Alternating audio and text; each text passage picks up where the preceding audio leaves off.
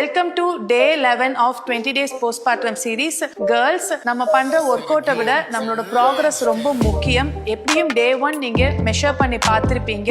இன்னைக்கு நீங்க மெஷர் பண்ணி பாருங்க.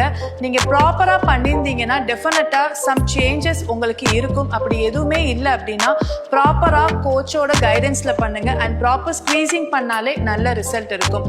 ஸோ இன்னைக்கு day 11ல நம்ம பிக் பால் யூஸ் பண்ணி எக்ஸசைஸ் பண்ணலாம். இப்போ பண்ண போற ஒர்க் அவுட்ஸ் எல்லாமே 15 கவுண்ட்ஸ் 2 செட்ஸ் பண்ணுங்க. உங்களுக்கு எதுவும் டவுட்ஸ் இருந்துச்சுன்னா கமெண்ட் பண்ணுங்க. பிக் பால்ல ஸ்குவீஸ் பண்ணலாம். Breathe out lock, breathe in, slowly release. Breathe out, squeeze your ball. Breathe out, mouthல பண்ணிட்டு and slowly release. Second, leg expand பண்ணிட்டு hands up பண்ணிக்கணும். core lock பண்ணிட்டு tap and up. இதே அப்படியே opposite side, core tight பண்ணிட்டு hands up, tap and release. Next, leg expand பண்ணிக்கணும். core lock பண்ணிட்டு move பண்ணணும். ரொம்ப மூவ் பண்ணக்கூடாது and come back. ஃப்ரண்ட்ல போகும்போது பிரீத் அவுட் பண்ணும், பேக்ல வரும்போது இன்ஹேல் பண்ணும். பிஃபோர் தட் லாக் பண்ணிட்டு தான் மூவ் பண்ணும்.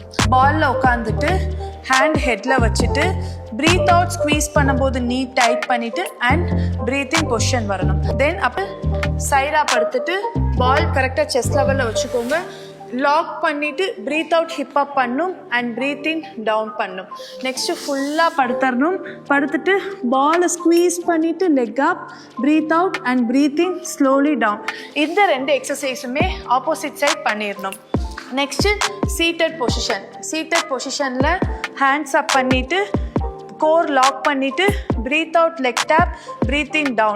Again opposite side core lock, breathe out leg tap, breathing down. இந்த எக்ஸசைஸ்ல உங்களுக்கு கோன் அண்ட் டோம் ஆகிற மாதிரி ஃபீல் ஆச்சுன்னா நீங்க படுத்துட்டு பண்ணுங்க. Next seated position, core lock பண்ணிட்டு breathe out side down, breathing up. Again opposite side breathe out side down, breathing up.